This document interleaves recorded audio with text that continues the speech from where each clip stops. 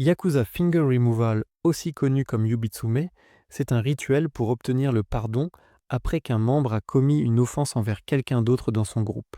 Ça consiste à amputer des portions de son propre petit doigt pour montrer un sincère regret et remords. Je l'ai mis comme le moins douloureux parce que ça ne cause généralement pas de douleur chronique à vie et ce n'est pas mortel, contrairement aux brutaux plus bas dans la liste. Bastinado. Ça consiste à battre la victime avec un bâton léger, une corde nouée ou un fouet, exclusivement sur les pieds.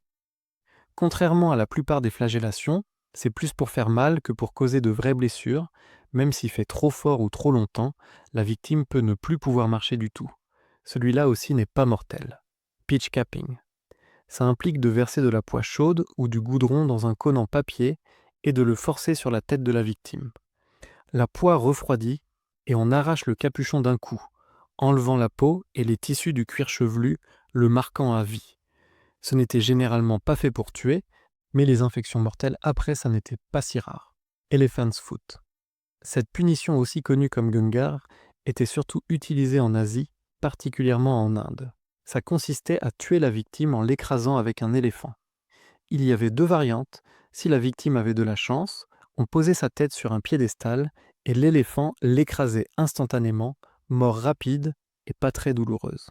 Mais la seconde variante était moins clémente. Certains membres royaux voulaient un peu s'asseoir et profiter d'un long spectacle, alors ils ordonnaient aux cornacs d'entraîner les éléphants à marcher d'abord sur les parties non vitales comme les jambes et les bras.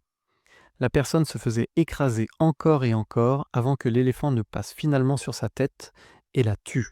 Poena culi.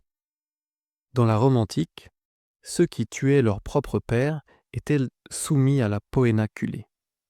C'était une peine de mort qui consistait à être cousu dans un sac en cuir avec un mélange d'animaux vivants incluant un chien, un serpent, un singe et un coq, puis jeté dans l'eau.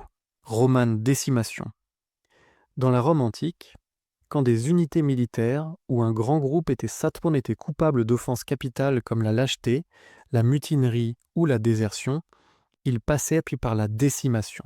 Une cohorte d'environ 480 soldats à punir était divisée en groupes de 10 et chaque groupe tirait au sort. Le soldat qui tirait la paille la plus courte devait être tué par ses 9 amis, souvent par lapidation, coup de gourdin ou coup de couteau, tandis que les 9 survivants devaient rester dehors, loin de la sécurité du camp fortifié pendant un moment.